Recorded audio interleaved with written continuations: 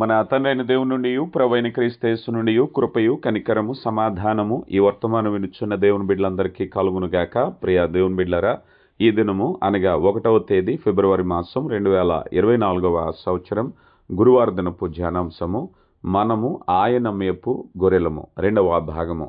ప్రియ దేవుని బిడ్డలారా, అనుదినము అందించబడుతున్నటువంటి ఆత్మీయ వర్తమానాల ద్వారా మీరు ఎంతగానో ఆశీర్వదింపబడుతున్నారని, ఆత్మీయంగా బలపడుతున్నారని మేము విశ్వసిస్తున్నాం, ప్రార్థిస్తున్నాం. ప్రియులారా, మరి దినపు వాక్య ధ్యానంలోనికి వెళదామా? తలలు వంచండి, కళ్ళు మూసుకోండి, ప్రార్థించుకుందాం. దేవుని సహాయం చేత వాక్య ధ్యానంలోనికి వెళదాం. మహాగణుడా, గొప్ప దేవ, ప్రేమ నమ్మకం కలిగిన మా కన్న తండ్రి, శాశ్వతమైన పవిత్రమైన ప్రేమ చేత మమ్మల్ని ప్రేమించి పోషిస్తున్నటువంటి గొప్ప దేవ, పరిహారము కొరకే మీ ప్రియకుమారుని రక్తము చిందించినటువంటి ప్రేమ కలిగిన దేవ, మీకే మహిమ ఘనత ఆరోపిస్తున్నాం.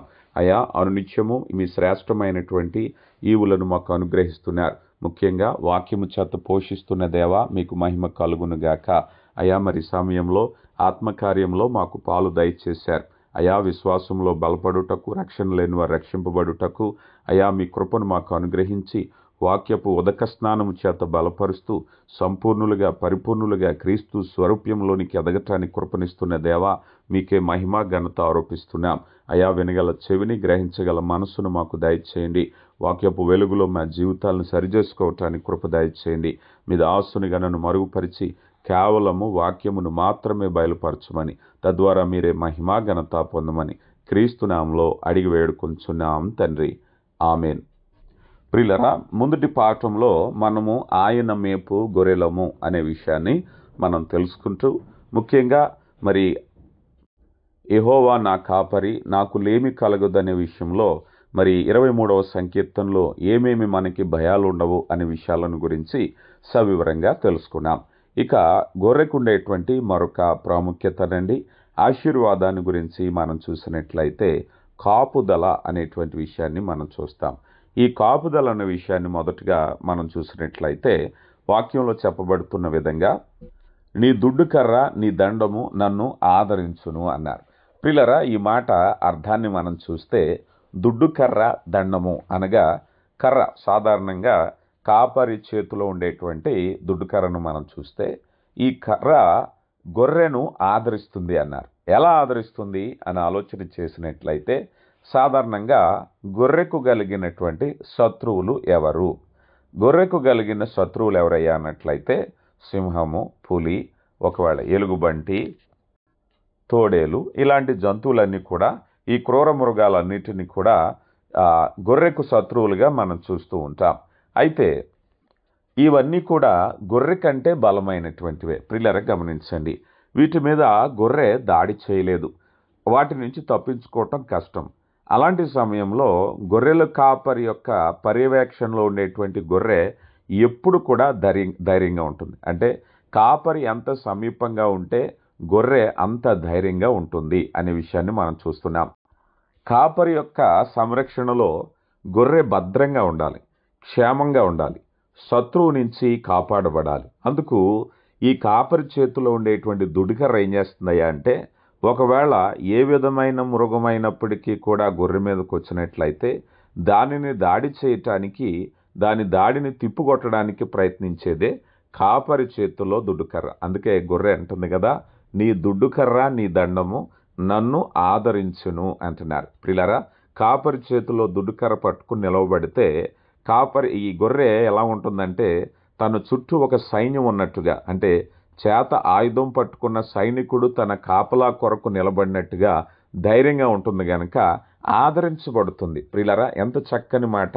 అలాగే ప్రభువారు కూడా మన చుట్టూ కూడా ఎప్పుడు కూడా ఆయన కాపుదలగా ఉంటున్నారు కదా. ఇశ్రాయేలు ప్రజలు పక్షంగా సంహారపు దూత కత్తి దూసి నుంచున్నప్పుడు ఆ ఇశ్రాయేలు ప్రజలు ఎంత ధైర్యంగా ఉన్నారు చూడండి. అలాగే దేవుని బిడ్డలైనటువంటి మన చుట్టూ ఆయన దూతలు కావలి ఉన్నట్టుగా మనం చూస్తూ ఉన్నాం. కనుక ప్రియులారా, మనము దేవుని గొర్రెపిల్లగా మనం ఆలోచన చేస్తే దేవుని కాపుదల ఎప్పుడు కూడా మనకు అలాగే ఉంటుంది. మత్తయి సువార్త 18వ అధ్యాయము 13-14 వచనాలు మనం చూస్తే, వాడు దానికి అనుగుణని ఎడల 99 గొర్రెలను గూర్చి సంతోషించినంత కంటే దానిని గూర్చి ఎక్కువగా సంతోషించునని మీతో నిశ్చయముగా చెప్పుచున్నాను.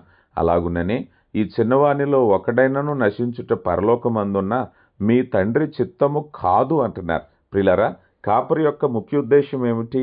గొర్రెలను ఎందుకు కాస్తారు అన్నట్లయితే అవి నశించిపోకుండా భద్రపరచబడాలనేటువంటి ఉద్దేశం.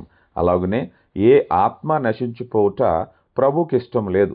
నశించిన దానిని వెదకి రక్షించటానికే యేసు ప్రభు ఈ లోకానికి వచ్చారు. కనుక ఈ లోకంలో మనం అందరము ఆయన గొర్రె పిల్ల వలె ఆయన చేతుల్లో సంరక్షణలో ఉన్నాం. మనం గొర్రెల యొక్క క్షేమము కొరకు, జీవము కొరకు యోహాను సువార్త 10:27 నా గొర్రెలు నా స్వరము వినును, నేను వాటిని ఎరుగుదును, అవి నన్ను వెంబడించను, నేను వాటికి నిత్యజీవం ఇచ్చుచున్నాను గనక అవి ఎన్నటికీ నశింపవు, ఎవడునూ వాటిని నా చేతిలో నుండి అపహరించడు అన్నారు. ప్రియులారా, చూడండి, గొర్రెల కాపరి ఏం చేస్తున్నాడయ్యా అన్నట్లయితే వాటిని ఎవరు కూడా అపహరించకుండా, ఎవరినూ నశింప చేయకుండా పనిచేస్తూ ఉన్నారు. నిజమైన గొర్రెల కాపరి తన గొర్రెల కొరకు ప్రాణము పెట్టును అనే మాట కూడా మనం చూస్తూ ఉన్నాం. అలాగే దావీదు గారు కూడా వారి గొర్రెలు కాల్చే అనుభవంలో సింహాన్ని, అలాగే ఎలుగుబంటిని కూడా ఒక మేకపిల్ల చీల్చివేసినట్టుగా చీల్చివేశారు. ఎందుకు ఆయనకు అంత ధైర్యం వచ్చిందంటే ఆయన గొర్రెల పట్ల కలిగిన ప్రేమ, బాధ్యతను బట్టి. అందుకు గొర్రెల కాపరి వద్ద ఉన్నటువంటి గొర్రెలకు ఉండేటువంటి గొప్ప ఆవశ్యకత ఏమిటాయి అన్నట్లయితే అవి కాపరి యొక్క పర్యవేక్షణలో, కాపుదల్లో ఉంటున్నాయి. ఇక మరొక విషయం ఏమిటాయా అంటే మనము గొర్రెల కాపరి, మనకు కాపరిగా ఉండగా మనం గొర్రెలుగా పిలువబడ్డానికి గల మరొక విశిష్టమైన లక్షణం ఏమిటంటే గొర్రె పరిపూర్ణముగా కాపరి మీద ఆధారపడటం. మీరు ఎక్కడైనా చూస్తే గొర్రె యొక్క ఆహారము కొరకు తను పరిపూర్ణముగా కాపరి మీద ఆధారపడుతూ ఉంటుంది. రేపటి దినం గురించి గొర్రె ఆలోచించదు కదా. తన ముందున్నటువంటి ఆహారం లేకపోతే పచ్చిక గల చోట్ల నన్ను పరుండ చేయను అనే మాట మనం వింటూ ఉంటాం కదా. దాని ముందున్నటువంటి ఆ గడ్డిని తినటం, అంతవరకు విశ్రాంతి తీసుకోవటమే కానీ రేపటి కొరకైన ఆహారాన్ని భద్రపరచుకోవటం కానీ, రేపటి కొరకైన సిద్ధపాటు కలిగి ఉండడం కానీ గొర్రె విషయంలో మనం చూడం. కారణం ఏమిటో తెలుసా? గొర్రె తన కాపరి మీద ఆధారపడి పరిపూర్ణంగా ఉంటుంది. కొన్ని పరిస్థితుల్లో మనం చూస్తూ ఉంటాం, శీతల ప్రాంతాల్లో ఒకవేళ మంచుతో కప్పబడి ఆహారం లేని సమయాలు కావచ్చు, ఎడారి ప్రాంతాల్లో తీవ్రమైన ఎండను బట్టి పచ్చిక లేని ప్రాంతాలు కావచ్చు. అలాంటి సమయంలో ఈ గొర్రె ఎలాగూ సంరక్షింపబడుతుంది అన్నట్లయితే కాపరి పర్యవేక్షణలో ఉంటుంది గనక తన ఆహారము కొరకైనటువంటి ప్రత్యేక శ్రద్ధ కలిగిన వాడిగా. ఇప్పుడు కూడా మనం చూస్తాం, కాపరి ఏం చేస్తారయ్యా అన్నట్లయితే కొన్ని చోట్ల వాటి కొరకు ఆహార నిల్వలు ఏర్పాటు చేయటం, అంటే గొర్రె చేసుకోదు కానీ కాపరి ఏర్పాటు చేస్తూ ఉంటాడు. లేదా మరో ప్రదేశానికి, పచ్చని ప్రదేశం ఎక్కడుందో వెతుకులాడి అక్కడికి తీసుకువెళ్ళటానికి. ఇలాగా ఒక మాటలో చెప్పాలి అంటే గొర్రె ఎలా జీవిస్తుందయ్యా అన్నట్లయితే ఏ నాటి జీవితాన్ని ఆనాటికే జీవిస్తుంది. ఈ మాట జాగ్రత్తగా చూస్తే మనిషి అలా జీవించడు. మనిషి కొన్నిసార్లు 100 ఏళ్ల తర్వాత జీవితాన్ని కూడా ఇప్పుడు జీవిస్తూ ఉంటాడు. అంటే మనిషి ఎలాంటి వాడయ్యా అన్నట్లయితే తన కోసమే కాదు, తన బిడ్డల కోసమే కాదు, తర్వాత రాబోయే మనవరాళ్ళ గురించి కూడా ఇప్పటి నుంచి ఆలోచించి ఆ విధంగా తన జీవితంలో తన పని, తన ఖర్చు, తన అలవాట్లు కలిగి ఉంటాడు. అమ్మో, ఇలా ఖర్చు పెట్టేస్తే, ఈ నిర్ణయం తీసుకుంటే తర్వాత నా మనవలకి ఏం మిగులుతుంది, తర్వాత వారికి ఏం మిగులుతుంది అంటే ఎప్పుడో 100 ఏళ్ల తర్వాత జీవితాన్ని కూడా ఇప్పుడు జీవిస్తూ ఉంటాడు మానవుడు. కానీ గొర్రెకి అలాంటిది లేదు. ఎందుకో తెలుసా? మనం ప్రభువారు అంటారు, ఏ నాటి కీడు ఆ నాటికి చాలు కదా. ఏనాటి జీవితాన్ని ఆనాటికే జీవిస్తూ ఉంటుంది. అంటే రేపుటి గురించి లెక్క అనేది అస్సలు ఉండదు. మనం విషయాన్ని మన్నా విషయంలో మనం చూస్తాం కదా. మన్నా ఏనాటికి ఆహారం ఆనాటికే మీరు సమకూర్చుకోండి అని దేవుడు చెప్పిన విధంగా గొర్రెలు కూడా ఏనాటి ఆహారం ఆనాటి వరకే, తన ముందున్న ఆహారం తినే వరకే. కానీ రేపటి వరకు కొంతసేపు తిన్న తర్వాత అమ్మో ఈ ఆహారం, ఈ గడ్డంతా తినేస్తే మళ్ళీ రేపటికి ఉండదేమో, కొద్దిసేపు తిని ఇక్కడ ఉందామని ఏ గొర్రె కూడా అనుకోదు. తన ముందున్న గడ్డి తన కడుపు నిండే వరకు తినేసేస్తుంది. తర్వాత విషయం ఎలాగా? తర్వాత విషయం కాపరి ఆలోచిస్తాడు. అంటే గొర్రె పరిపూర్ణంగా కాపరి మీద ఆధారపడి ఉంటుంది అనే విషయం. అలాగే క్రైస్తవుడు కూడా పరిపూర్ణంగా దేవుని మీద ఆధారపడి జీవించాలనేది ఇక్కడ మనం చూస్తూ ఉంటున్నాం, తెలుసుకుంటున్నాం.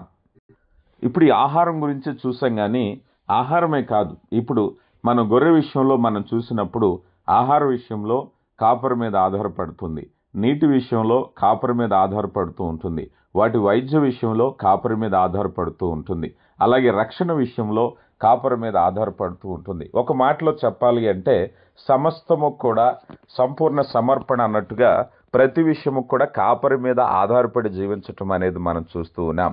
ప్రియా దేవుని బిడ్డ, ఈరోజు మనము కూడా క్రైస్తవుడికి ఉండవలసిన ఒక ముఖ్య లక్షణం ఏమిటంటే నీ సమస్యల్లో, నీ ఇబ్బందుల్లో, నీ కుటుంబ విషయంలో, నీ ఉద్యోగ విషయంలో, నీ కలిమిలో, నీ లేములో ఎప్పుడైనా సరే ప్రభు మీద ఆధారపడి జీవించాలి. ఇది గొర్రెతో పోల్చుకున్నప్పుడు మనకు ఉండవలసినటువంటి లక్షణం. కనుక మన జీవితంలో ఒకవేళ అన్నీ ఉన్నవేళ ప్రభువును మర్చిపోతున్నామేమో, కష్టం వచ్చినప్పుడే ప్రభువుని దర్శించుకుంటున్నామేమో.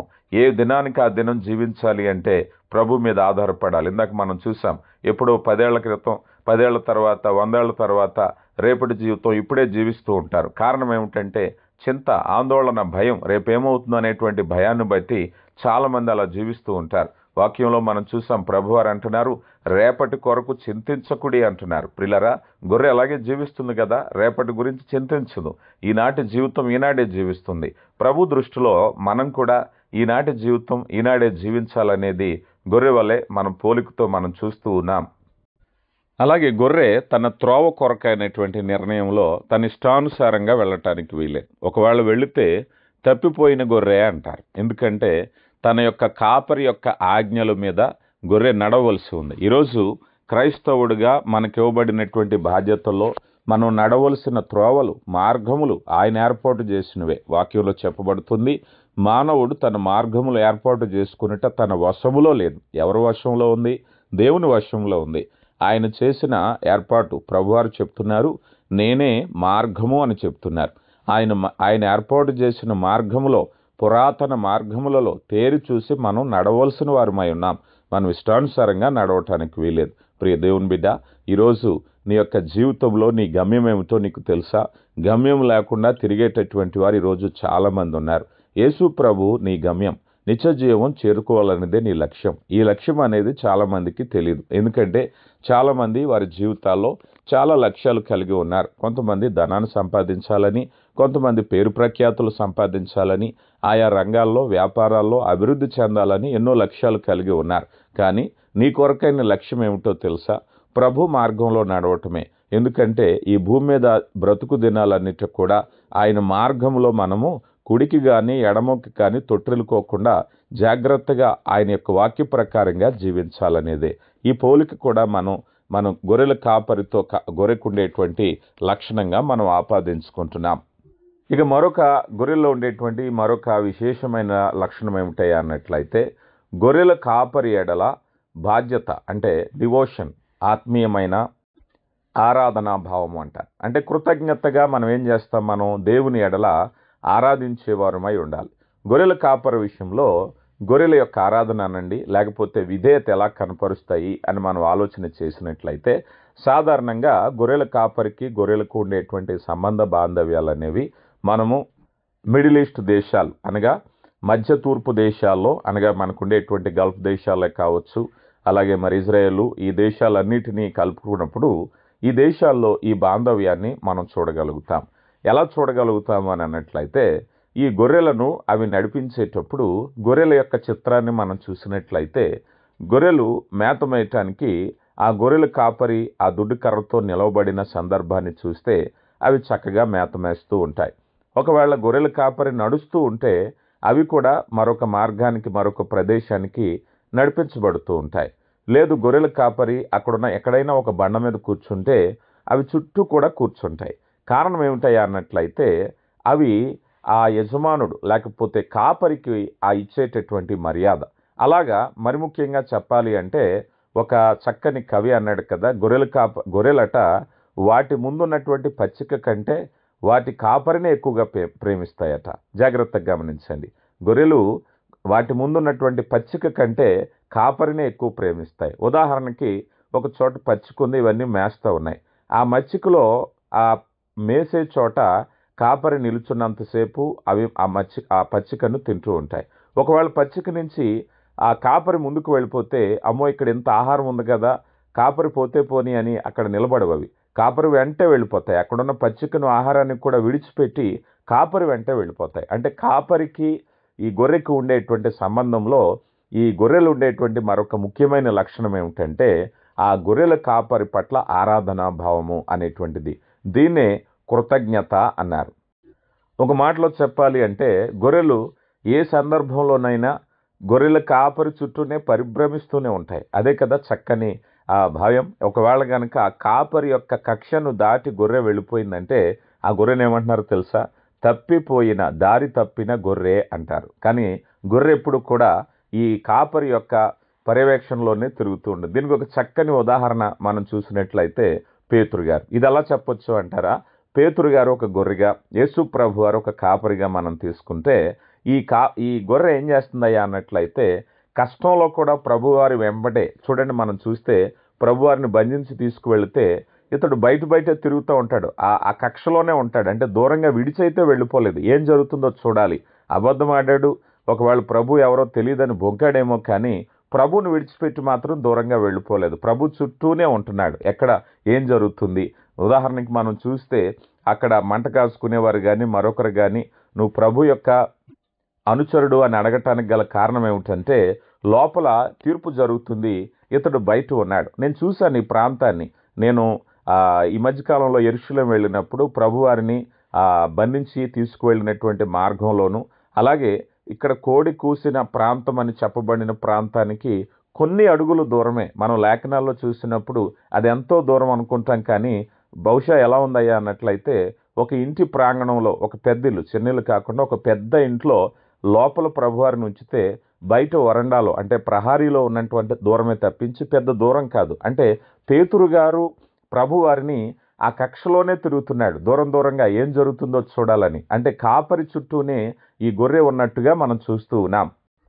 దీనినే ప్రభుతో సహవాసము, ఆజ్ఞకు లోబడుట, ఆరాధనా భావము అంటారు.